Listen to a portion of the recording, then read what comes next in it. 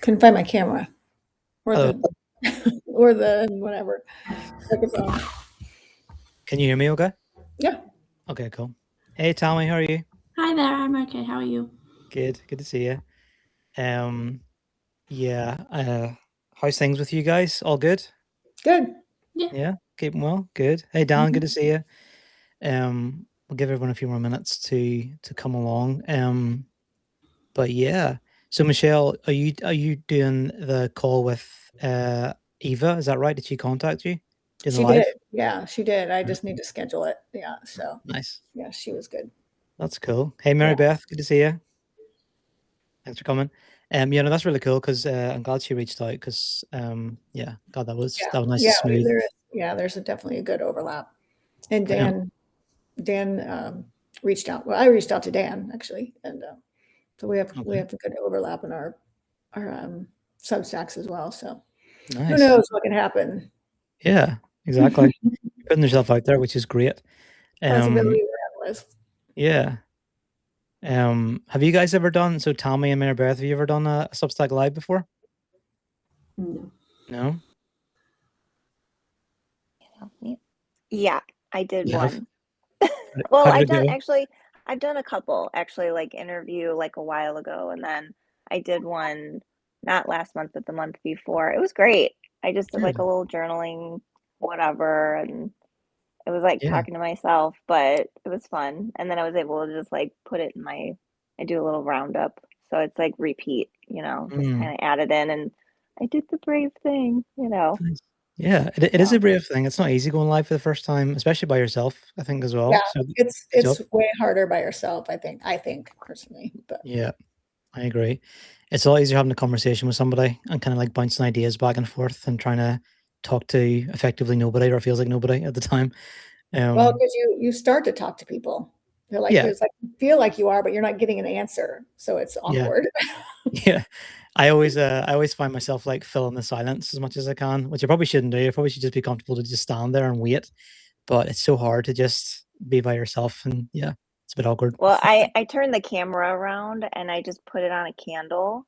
Oh, okay. So I just That's a kind good of idea. I did some poetry and just some journaling and Nice. I did it my way. I don't know. I was kind of like, this is how I'm gonna roll, because I'm a poet, so I'm a little more shy Mm, and Yeah, that makes sense. and it's energy, like it's my energy. I've mm. got 3 kids and I couldn't even go live last month. I was like, I just got to cut that. I'm not trying to have expectations of myself right now. And because it was Sorry. like one goal, one time, go like once a month, do it once a month. And there's so many other things in the wheelhouse. I'm like, it's fine. Mm, I'll do it Yeah, maybe this month. yeah, yeah. So. that's very fair. I think people are more willing to just like click on a live than they're willing to click on a post. That's how I always think about it. Because Mm, people are so curious. Like people are nosy. Like lives are like people just want to see like they stick their head in the room. So yeah. I think that's the one thing with Substack that's kind of weird with lives because you can't tell if someone's still there or if they've like left again. So sometimes I'll find myself asking someone a question, but they've long gone, and you just can't tell. So it's kind of awkward. But yeah, Gary, how are you? Good to see you. Hello. Good to You're see very you. welcome. Dan, see you now as well. Yeah, Um, I now got my daughter to quiet down enough that I can actually, attend here a little bit. no worries. It's really good to have you here. How about, I mean, we've kind of started now, so people might still be dropping in, but how about we do some introductions? Because I think some people are kind of new to the community or relatively new anyway. So, how about we just kind of go around and in pure like old school style, say like who you are, where you're from, and what you do or what you're really focused on, I guess. With hey Randy, with Substack and being a Hey, creator. Good to see you, Randy. Okay, so I'll start. I'll just quickly say a little bit about myself, and then you guys can just jump in if you want to. So I'm David. I'm sure you probably come across me before. I'm from Northern Ireland. This is my community, Atlas Club. And I guess to sum up what I do, I help creative people build things that fund the lives they actually want. I'm trying to get used to being better at saying an elevator pitch like that because I'm really bad at it. So that's what I'm kind of going with at the minute, helping creative people build things that fund the lives they actually want. So yeah, Michelle, let's throw it over to you. Sure. So I'm Michelle Ray, and Randy, I think your camera, or not your camera, I think your mic is on. Oh yeah, hang on. Am I making noise? Yes, You are, just, yeah. just turn your no, that's Yeah. better. Okay, I'm Michelle Ray, and I've been on Substack for just a little bit over a year, and I've been in David's community for, I don't know, a couple months, whatever, since it opened, since the Yep. Catalyst Club opened, I've been here. And I started on Substack doing more like just posting my writing, posting memoir and essays, the occasional craft post because I'm a teacher. But now I've kind of expanded out to teaching. So I'm just my Substack sort of teaching community or writing community is called the Story Space. Brilliant. Randy, how about you? You go ahead. If you're here. Maybe not. Tommy, how about you? Let's go with you.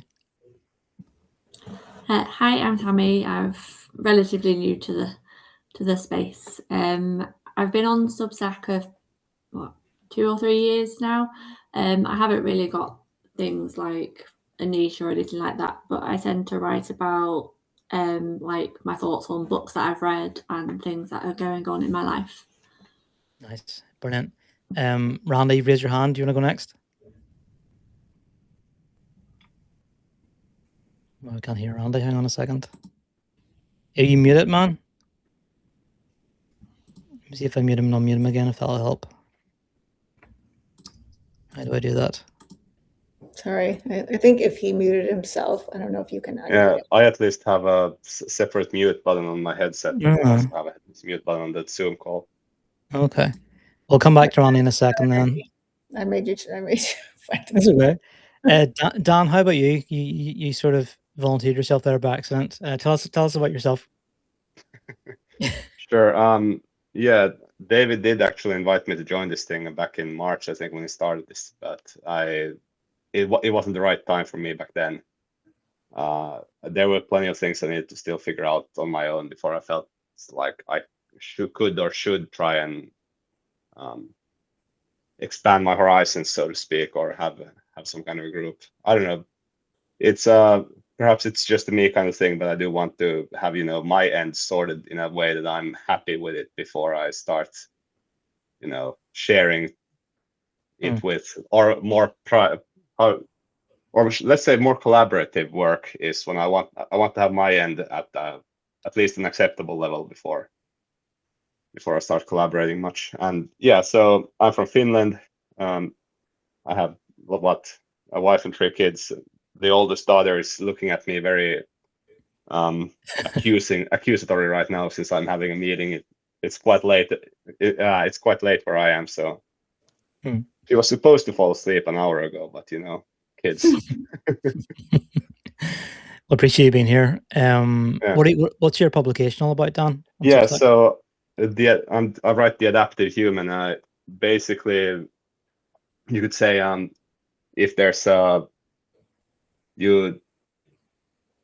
you feel like there's I need to practice this elevator pitch as well, but if you feel like or for people who feel like something is off and you can't really know how, or you don't really know how to name it, then I'm basically, what I write is trying to bridge that gap with finding words and names for whatever it is that, or the more difficult to name feelings in the human nature.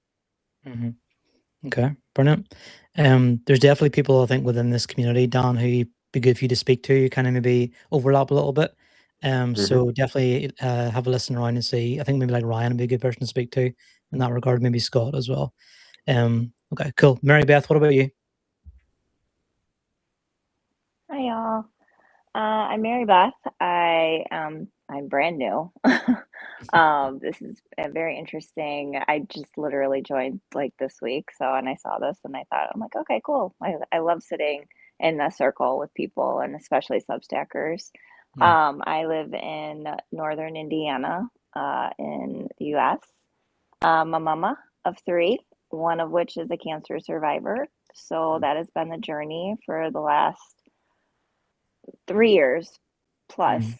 He rang the bell about a year and a half ago. So Substack was kind of just my writer friends were hopping in there. I'm a poet, so I'm in a poet group, and they were all talking about Substack. It was like late 2022, and I was like, what is this Substack thing? I don't want to deal with this cancer stuff right now.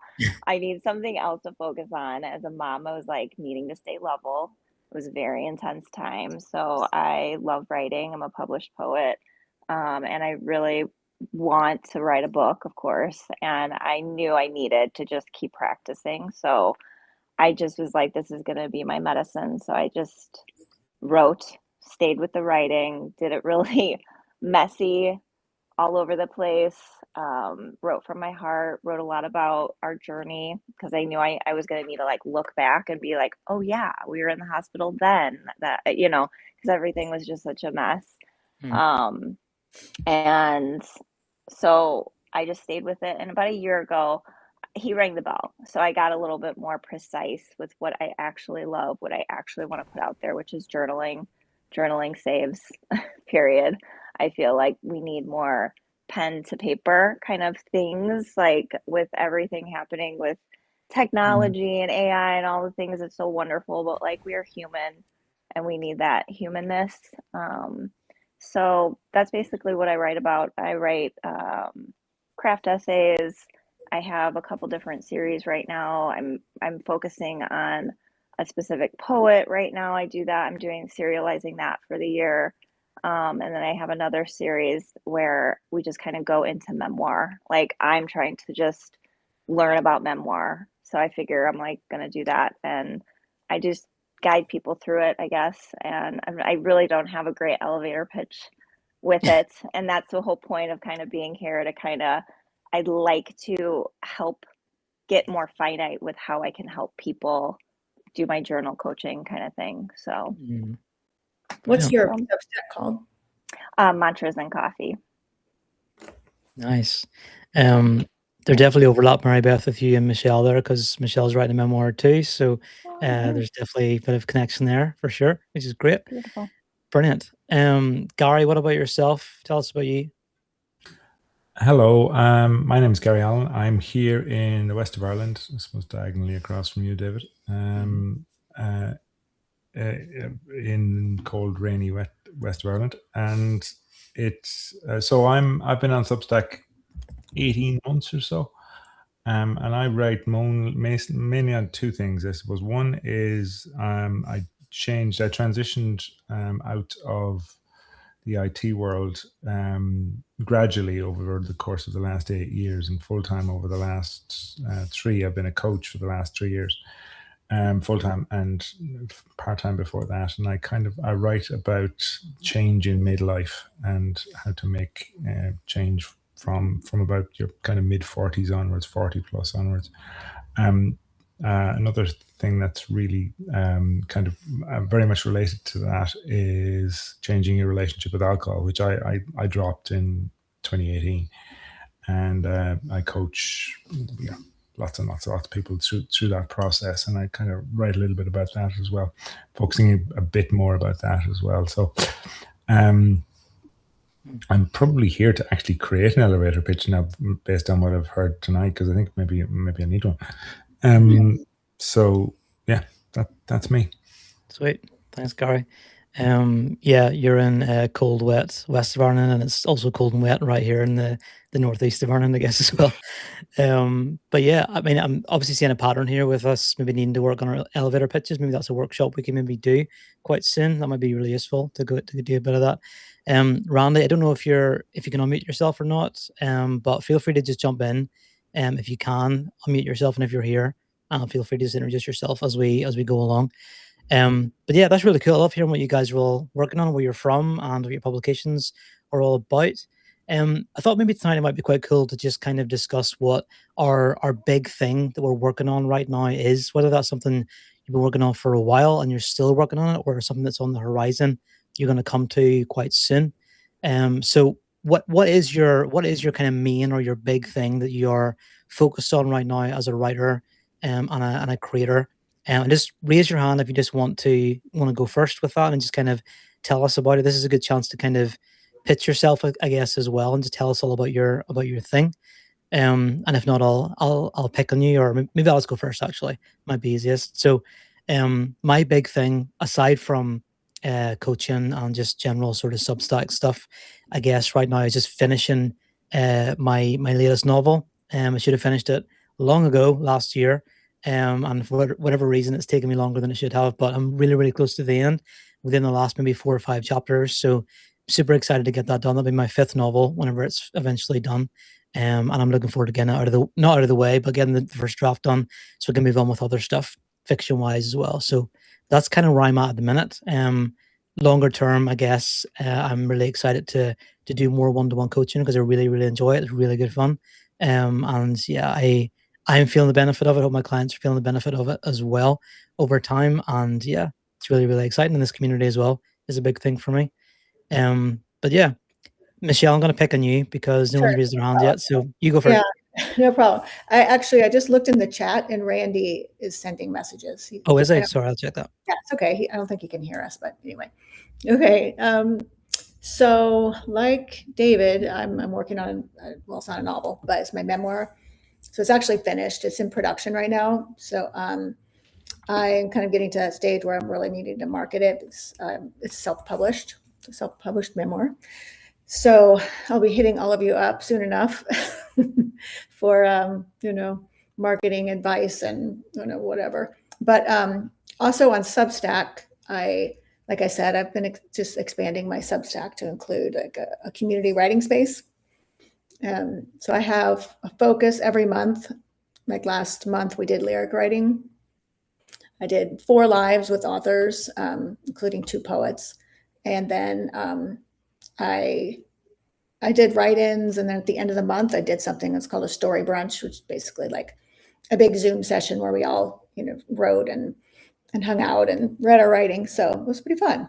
Even my husband showed up. It was amazing. So yeah, I think that's about it. Just other than that, I have a kid and a husband and 2 dogs. So just wrangling them, finishing off the school year. Mhm. Brilliant. That's a pretty big deal. Like your book coming out. I mean, that's going to be a big area of focus for you, I think, over the next few weeks and months, for sure. It is. Yeah. By the way, everyone, just feel free to jump in with a question. For anyone who's speaking, if you have a question for them, just feel free to ask it in the moment. This is a roundtable, so we can all just kind of chat whenever we like. If you have any questions, just go ahead. Michelle, how have you found doing lives on Substack? Because you've done a lot more of those recently. Have you seen the benefit of that?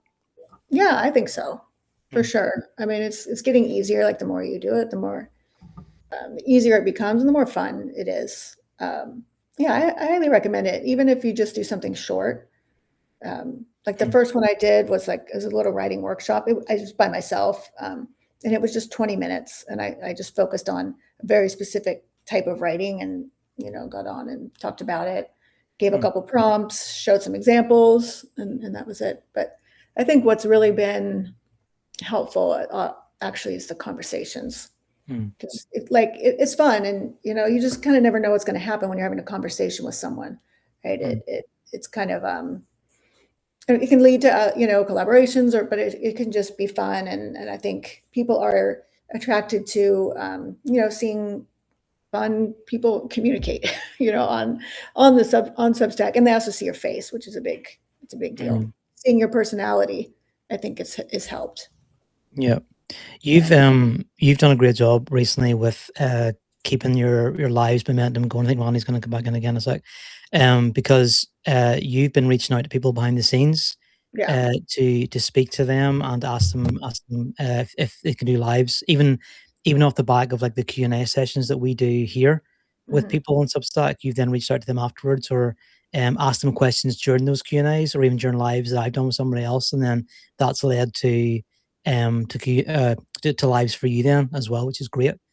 So I would definitely recommend anyone who wants to do a live with somebody to follow that example. If you see them doing a live with somebody else, or any kind of live session at all, like a Q&A, jump in there into the comments get in front of them, leave some comments of your own, get your name and your voice heard, and then it makes it much easier then to reach out to them afterwards. It's not like a cold outreach; they already know who you are to some extent. But yeah, done a good job of that, Michelle. Yeah, it's Brilliant. worked pretty well. Actually, if you don't mind jumping in, Go ahead. I have been thinking about doing lives for quite a while, but it's been a bit of a, I should say, haven't had a good idea. Today, just someone suggesting the idea of just like talking about or doing some kind of a roundup of what you've written for the last month or week or whatever. That actually could be a format that's easy to manage on your own. Whereas because doing live otherwise just me talking about whatever, like obviously I need to have some kind of an idea of what I'm going to talk about if I'm going to do a live session. Yeah. So doing the roundup is actually having a decent idea. And, I like that idea. and a decent background. Yeah. Yep. But obviously on top of that, I am interested in considering in doing lives with other people as well. Yeah, for sure. Again, because you're in this community, for everyone, if you see someone you think would be a good fit for a live, just reach out to them and ask them. Or pitch yourself as well. Just say, hey guys, I want to do live about this topic. Does anyone want to come in and join me? And then you can make some friends that way too. Mary Beth, what about you? So what's your kind of big thing at the minute? I'd say my big thing right now, well, I'm kind of using my Substack to write my book. So every time I make a post, I know that it's going to probably land in some chapter. I just haven't gotten, it's like getting to that point of organization. I have some of it a little bit, I've grabbed different things, and it's been challenging. Having 3 children, and it's a very fast-paced life, and so I have these sects of time. I was doing the 5 a.m. thing all winter. I did really well, I think, waking up and stealing that hour before my kids would get up. But then as the year kind of went on, I'm like, I am tired. So I was like choosing myself a little bit more in the mornings. And May was a lot. We had a really eventful May. So I feel like that's what I write about. I feel like I write about listening to yourself. You slow down, take your time. It doesn't have to be perfect. So right now I'm focused on my Substack, and I did a thing last summer called Journal Camp, and right now I'm focused on that, like along with my what I have formulated on my publication. So like Journal Camp is a little more intensive, and it is for my membership community. I do release some of it for free just so it's like taste. So that is probably the main thing that I need to serve up. Like that's my June, is kind of formulating exactly how I want to do it. It's literally a practice for me. It's like the show up for me. And I think it's fun. Like last year I did a whole like camp theme. Like I love that. My kids were like going to camp. So I'm like, I'm gonna ride this train and like do a camp theme. So this year I'm wanting to explore journaling in a different realm. And that will run July, like mid-July through, I'll like end out in September, hopefully. Like I think that's pretty much like how I want to run my weeks. And I don't know, that's where I really want to get finite with, like understanding the numbers, understanding some more analytics with it. I have a pretty good, reasonable open rate. I have a nice little amount of people in my membership that I feel comfortable with. It's like not too big, but it's getting them to interact.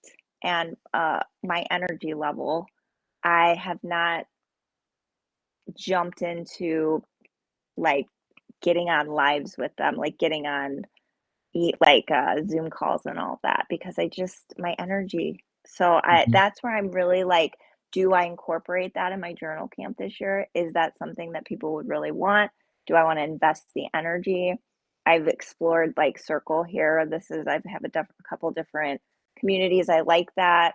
I tried to do something that was a little bit less show uppy for people, because people are like, they don't want to sit on a call for an hour talking about journaling, you know, and I feel that in my heart. I'm like, how do I Mm. make it more interesting? And taking it into a different realm where it is accountability. Let's wake up and have coffee and talk to each other in a different way and like know that like I'm sitting down with my journal too. Mm. I'm here with you kind of thing. Like we are communicating, but I don't know. That's just like what I'm exploring right now. And that is like what's right in front of me. And I want to crack the nut. I want to get there. So I would love any kind of feedback that anyone has to share on that. So Yeah, for sure. If anyone wants to jump in and give us your experience of that kind of stuff, like how do you manage your energy levels? How do you know when it's the right time to do live stuff like that? I mean, I think the journaling idea is brilliant. Mary Beth, I love that. I love the idea of people just kind of collaboratively doing things together in the same space in that way. There's something about just having somebody else there doing the same thing as you, even if it's just in silence together. I love that kind of idea. Michelle, not to pick on you again, but you did like what was the brunch thing you did recently with your community? Yeah. So it was like at the end of the month to celebrate, you know, the writing that we done and just to write a little bit more too. And I think it went pretty well. I think one suggestion would be just to start with a small amount, like 1 or 2 a month. And really like, because I started early and I really like worked it up and I'm like, and I invited people because I still don't have a big paid community. So I have like, you know, 8 paid subs, but I invited like, you know, people that I just are my Substack friends. And so a lot of them showed up just to support me. But yeah, it went really well. So I would say like, that's a suggestion, or do something that is on a predictable day of the week, like every Wednesday at noon or whatever. So you know it's coming, they know it's coming, and you can kind of like know in your mind that that's happening. Like organize your energy around that around that event, that day or whatever. Because I think the Zoom calls, you know, just to be the interaction online is really powerful. Yeah, definitely. I find definitely if I know I'm doing a live session at a certain time in the week, and you're right, Michelle, after a point, your mind does kind of click into that mode, so you're ready for it. You feel more energized where it's coming along. I think at the start, when I first started coaching, I really struggled to kind of manage myself in that sense. My mind wasn't used to it, and then I would be having to kind of like gear myself up to go live with somebody. But now, you just kind of slip into it very, very easily, which is great. Um, Tommy, what about you? Have you first of all, have you ever done any kind of like live stuff with anybody else, and even as a participant, not even necessarily leading it? And then, what's your kind of like big thing at the minute? I've not done a live myself, but I am part of the Help Clubhouse, so I've been part of like the participant of a Zoom or a live, so I do tend to like write a few comments in there to ask like authors or the interview and host a question. So that's as much as lives as I've been involved with. I have like, if I've seen someone or a topic that I'm interested in, when it says live now, I've clicked on it. I've like just kind of gone in and see what it's all about. So, but I think at the moment, like the main definite like monthly publication that I've been putting out is like the thoughts of the books that I've finished in that month. Which I enjoy. I read anyway, so and I naturally get them thoughts out. So it's been nice just sharing those. But I've kind of like used Substack as kind of like maybe like a journal, like that kind of thing, like what things have come up in my life or thoughts that I've had, kind of like accountability and like that kind of process, mental process to go through life. I think at the moment, because obviously that side of thing I have fell back on, and I felt my creativity and my energy levels in everyday life has gone down. So I think then that gets my writing dwindles as well. So I suppose like my mental health is evident of how much I write or how little I write. But I think at the moment I'm in a space where I feel like I want to use my writing as that accountability again and actually show how I'm going through life or going through them emotions and actually processing to improve my life as well. And I'm kind of just at the start of how I want to do that and what I've actually been writing behind the scenes and what I want to share. Nice. Brilliant. I mean, I think we can all relate to that as writers in terms of whenever maybe our mental health is low, I guess it's harder sometimes to write and be creative, and other times whenever we're on the top of the peaks, it's so much easier and it just kind of flows so easily. Does anyone have any thoughts on any of that? Just feel free to just jump in and just share anything you wanna say about anything that Tommy said. Dan, are you on From my mic? Go ahead. Yeah, so in terms of just the highs and lows of the human nature, I've had to deal with my own highs and lows as I'm a software developer and as a form of profession, and having to knowing that my mood will go up and down, and I won't be as productive sometimes a day as I will be on the other times of the day. It's like you have to be able to deal with that in some way anyway, and basically the easiest way I know is just time blocking for yourself. Like for example, I write when I write for Substack, it's basically when Monday and Thursdays when I write my pieces, and then schedule them for the whatever block they're coming on.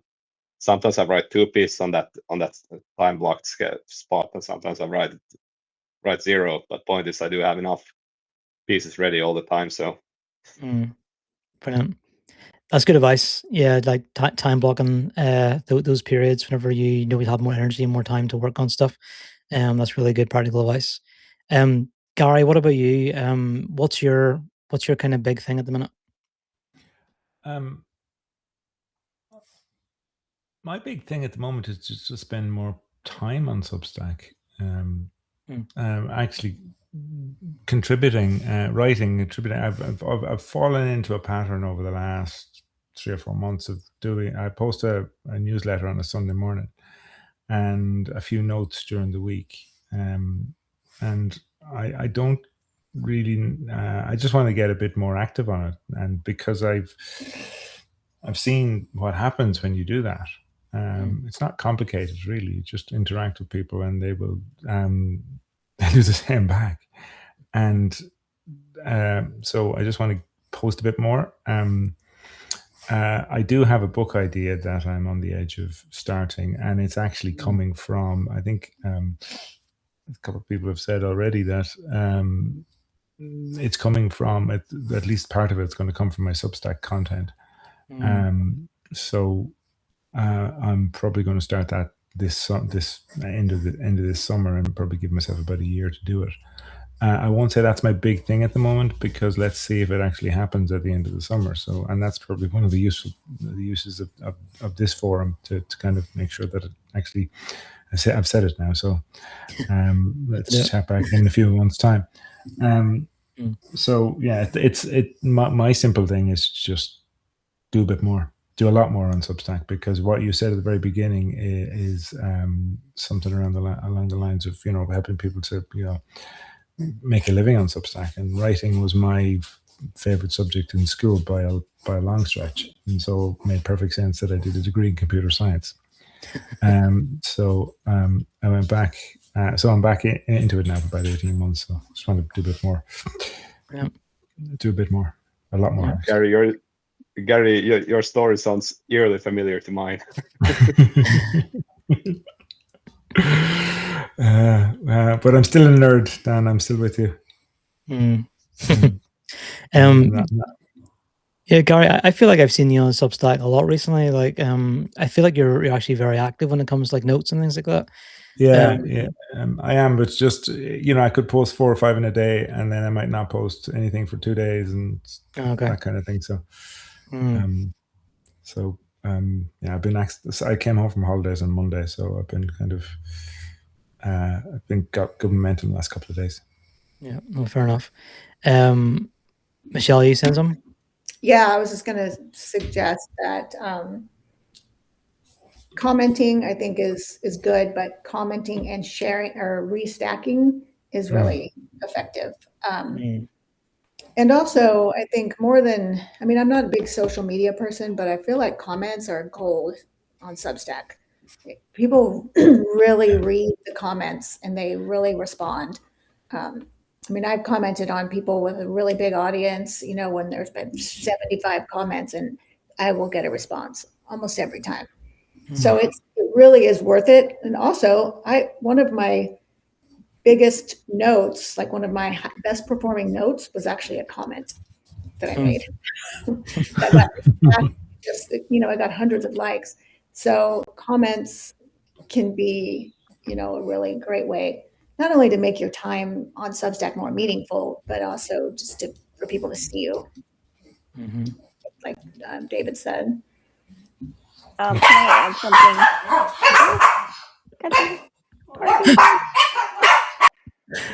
Whose dog was that? Sorry, go ahead, Mary. Michelle, I saw that you talked with my friend Chris. I love Chris B. Wrights. Like he's become such a good friend, and he's a beautiful poet. And on my computer, I don't know if any of you guys are having any of these issues. I liked it. I was very happy to see it. And I was like, I bookmarked it so I could sit and like watch your interview with him, your live. And I went to go comment and it wouldn't let me comment on my computer for whatever reason. I don't know why. I wrote the comment and then there was no like little post box. And I'm like, I gotta go on my phone, I guess, go back to it because I was so excited that I did see that you did a live with him. So I don't know if any of you guys have experienced that like tech issue. I've seen it a few times when I've been posting stuff. Every time just refreshing the pages has solved it. So okay. All right. That's pretty much the only thing I got. It's some kind of refresh it. I could give you a technical explanation to why it happens, but let's skip that. No, that's okay. I'll refresh. Thank you. Some people do have their comments turned off, but you can usually see. It will give you a message if that's the case. So I don't know. I'll go back and check for sure. Yeah, it sounds like a comment. I'll just restack it with a comment. That's what I do. Yeah, you're very good at that, Michelle. Like I've seen you do that a lot in the time that I've known you, just restacking. Because I mean, maybe it's just my thing, but like when I go to someone's page and I don't see that they've restacked anyone, all I see is like they've restacked their own posts. It's just to me, I'm like, really? You know, like, come on, people. So I think it's such a,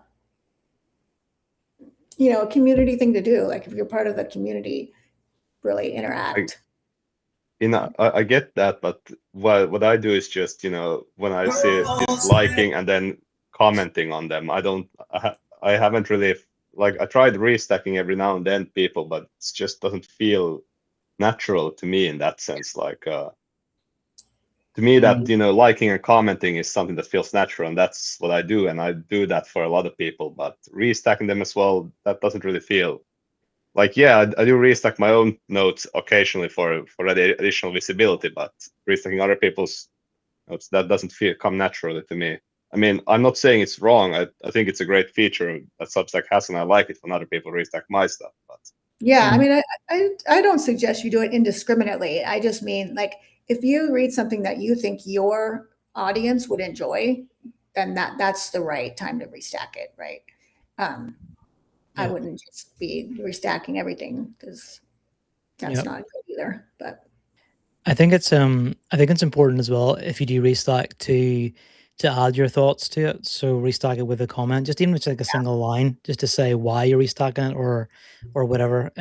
Because otherwise, I've seen some people's feeds whenever I go into their publications, and I have to scroll for a long, long time before I see something that they've actually written themselves as a note.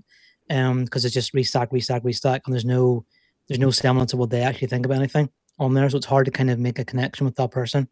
So again, I think Michelle, you're a good example of this, where you will restack stuff and then you leave a line or two about it as well, to kind of explain. If I don't have time, sometimes I will, but usually I'll Yeah. use a comment.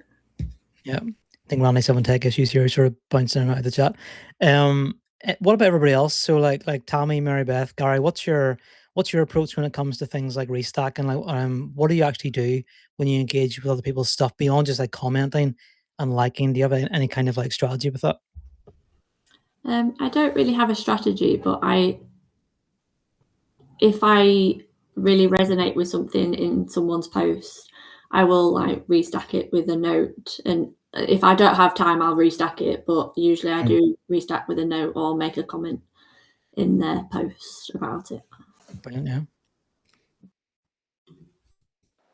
I'd say the same. I usually, if something really gives me like just warms my heart, I restack and then I'll make a little comment.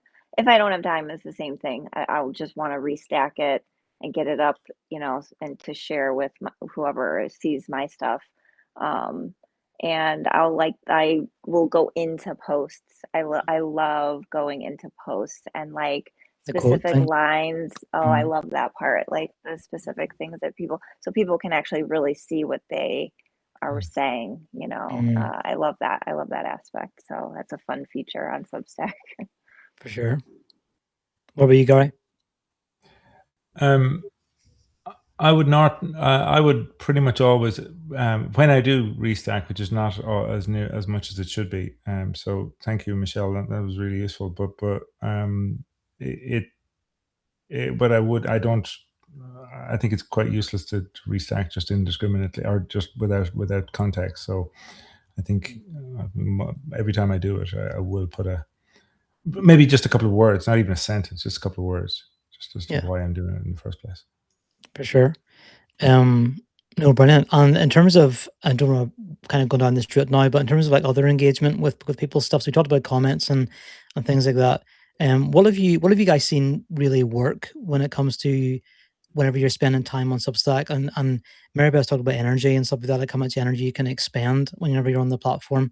If you were having like a session on Substack and you had 20 to 30 minutes to spend on it, what would you say is like the most absolutely valuable thing you can do in that time that is going to get your message out, is going to connect with other people, create connections and engagement, and create opportunities for you? What do you think? Just feel free to throw it out there. I might go first, but the thing that really struck me a number of weeks back when I posted a note about my success on Substack, with posting, I think, or writing about 100 or 85 or 86 articles on Substack over the last 18 months, was people just want to celebrate you and just want to, and that's what I really found in that. I mean, that got about 10 times more engagement than any other note I've ever published, and it was just a note. And so and anytime I do anything like that about my own success on Substack, but I've noticed it has to be on Substack. I mean, my own success or elsewhere doesn't really land at all, but my own success on Substack, or things that have gone right for me on Substack, really gets traction for reasons I'm not really sure about, but I can only imagine it's humans being nice to other humans. Brilliant. Mary Beth, are you going to say something there? I think I saw you unmute it. Yeah, I'd say I love the things that I think the notes that like will pop sometimes where it's literally just something so simple that I'll just speak from my heart, that I really don't think that it's anything major, and I just feel that I'm just going to put it out there. And those will get like the sweetest engagement, like the nicest, where little things, gardening. I post a lot of like my plants and stuff, and that's like I've made little gardening friends on there, and we nerd out over our plants and stuff. And it's just a fun little, you could get like a little side sect going on with friends that and you learn, and you can learn. So it's pretty neat. Brilliant. Love it. Just really quick, as you guys are sharing, why don't you pop one of your recent notes that you really liked into the chat? Just put the link in there, and we can check them out. Maybe like each other's stuff and restack it if we want to, that kind of thing. But just as we're chatting here, as we're going through this, why don't you just pop that in there for a second, if you're on your computer. Dan, what about you? Tell us more about what your time would look like on if you had like 20 to 30 minutes to spare purely for engagement on Substack. What would you kind of prioritize in that time?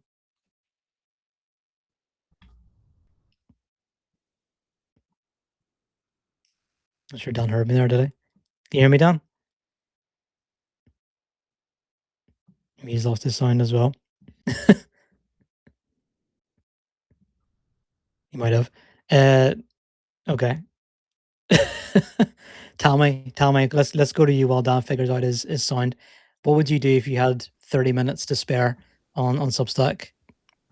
At the moment, I'm like reading other people's posts and liking or commenting on those, and yeah, just kind of engaging in other people's work. I've been thinking like I need to do my own notes more, but I was like, well, what do I think? Like yesterday, I did put a photograph of like something.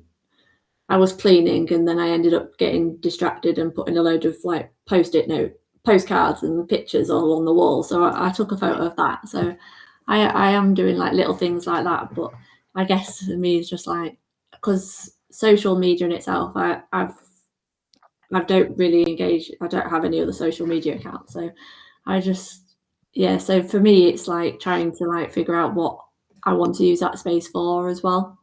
Mm-hmm. Yeah, brilliant. I think that kind of stuff's so powerful as well. If you just do something like really off the cuff like that, just kind of in the moment, and share it, I think it's so powerful, because that tends to be like your best stuff a lot of the time. Because there's no real planning in it. It just kind of it resonated with you. That's going to resonate with somebody else in that sense. Dan, sorry, did you raise your hand there? Oh, Dan's lost his sound again. Don't know what's going on. 1 second. Now my mic should work, right? Yep. There we go. Now.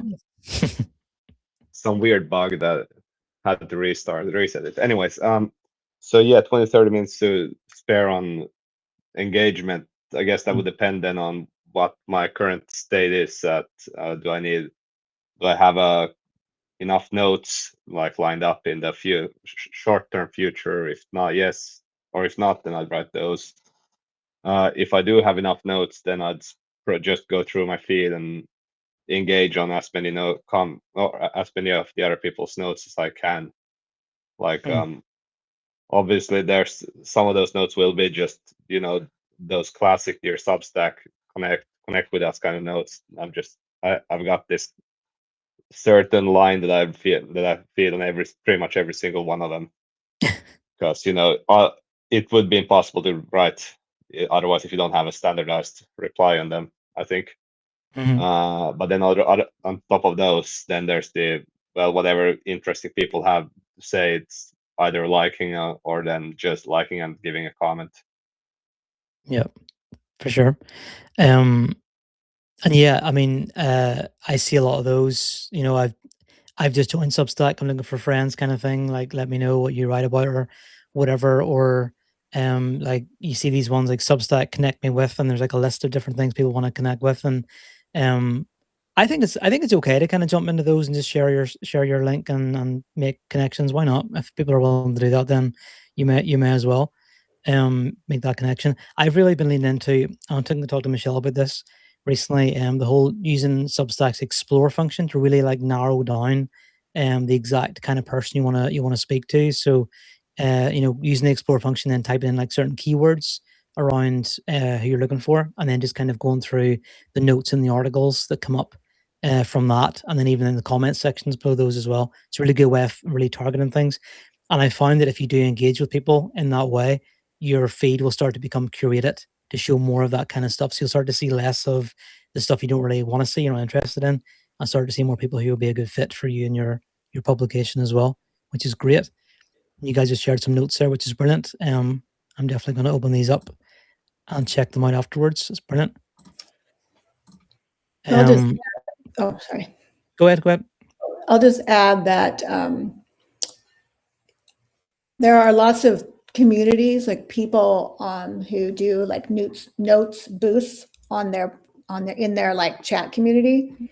Mhm. So a lot of times, if I go on Substack just to like communicate, just with for the purpose of communication, I'll either write a note or pick a note that I want to boost, and I'll go to the particular chat section of who I know these people boost a lot.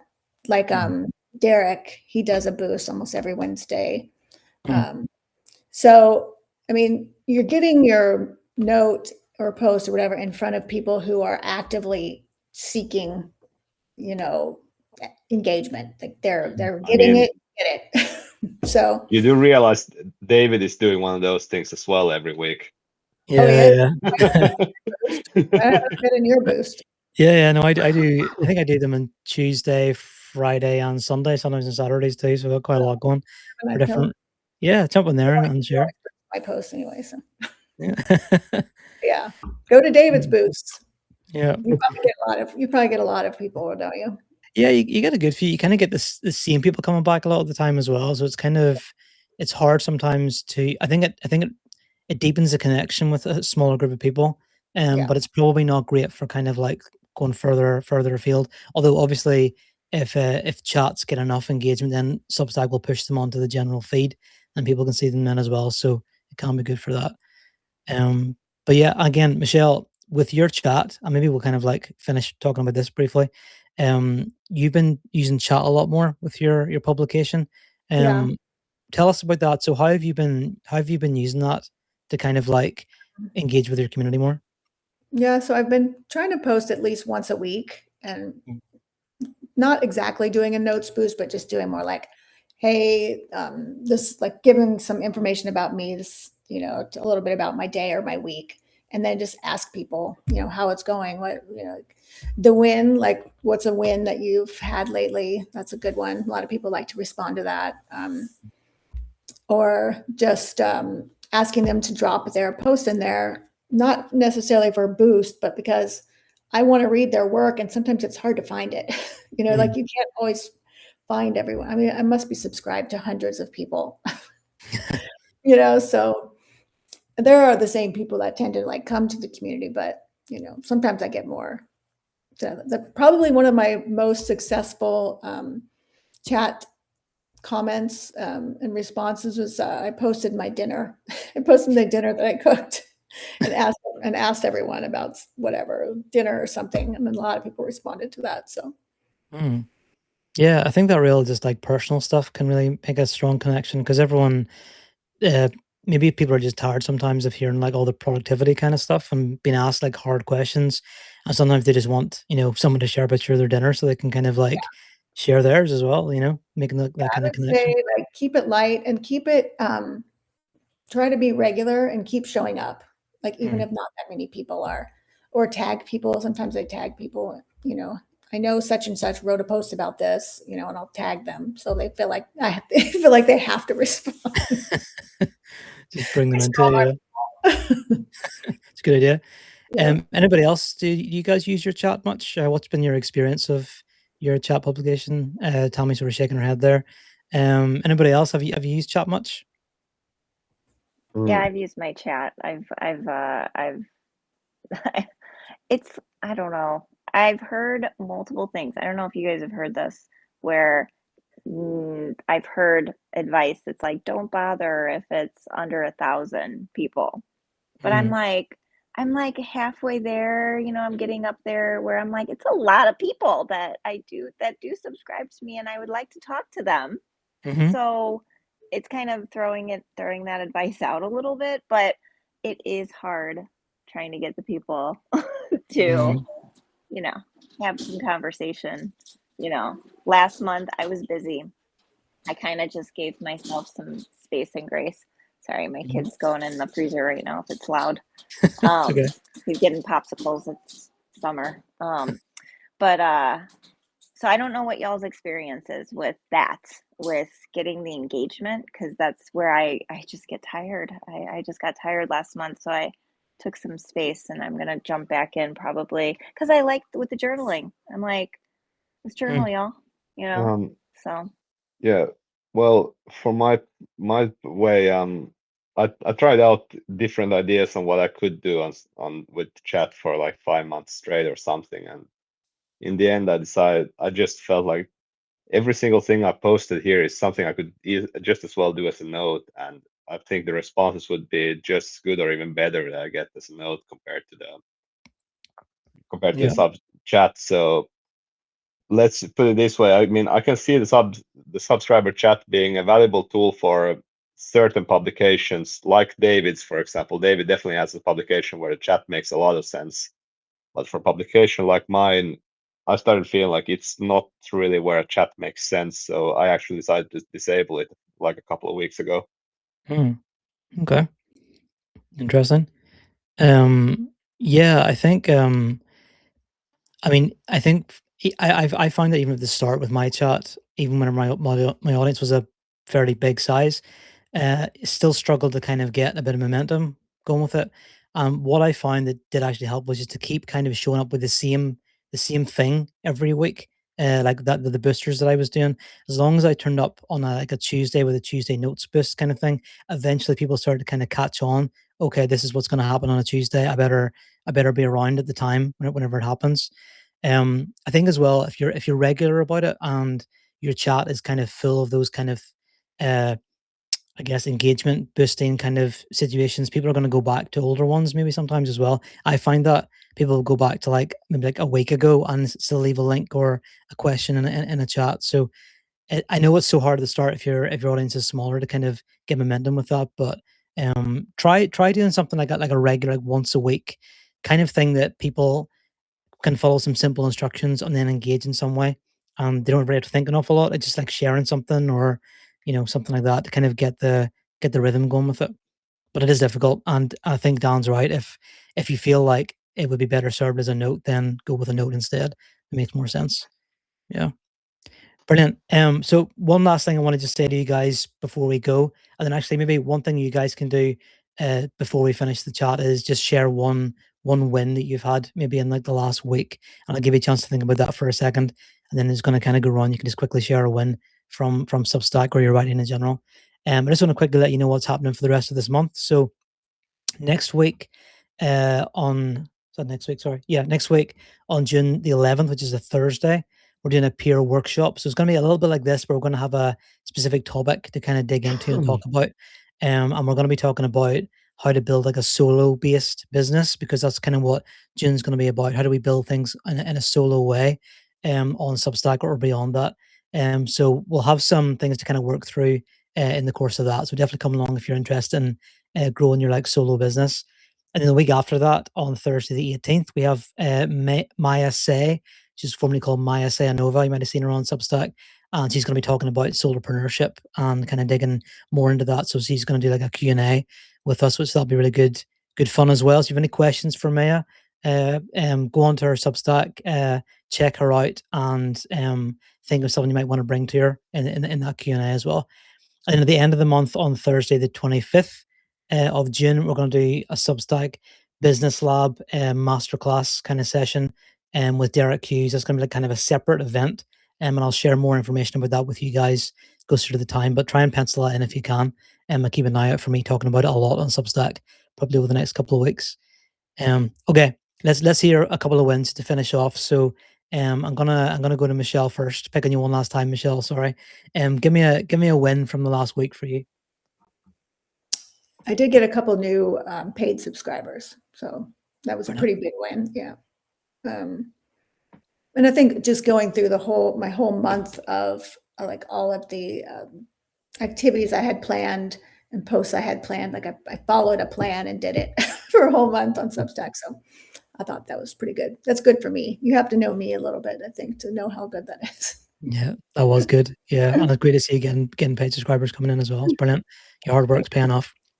Dan, let me go to you next. So give me a win from the last week.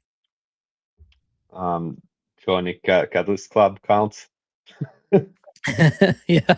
But okay, I'm on a more serious note. I guess I wanted to get to expand like the reach into other social media platforms as well. So I got some kind of a setup at least right now where I can cross post notes that I deem worthy to on 3 other social medias right now as well, for to hopefully attract more readers. Nice. What platforms? For right now it's Facebook, Threads, and Blue Sky. Okay, brilliant. See how that goes, and you can let us know how that goes for you. Yeah. Awesome. Mary Beth, what about you? I would say allowing myself to be imperfect in May, because I do generally like Sundays is my day to release other, and also Thursdays. I did not get out my May essay, and that's okay. I gave myself grace, and I was not happy with myself, but I still finished the month strong. I had plenty of writing to share, and it was lovely, and it was fine, and we made it through the month of May and transitioned now into June, and I made it through this entire call with my kids not coming to me one time being like, well, my daughter did ask for a popsicle, like, quietly, so this is a huge win right now. Brilliant. And then tell me, what about you?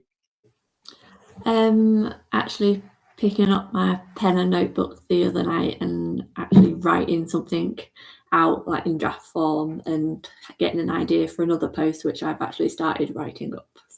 Nice, brilliant. I think there's something so powerful about actually like using a notepad, isn't it, and a pen, and just actually writing something by hand.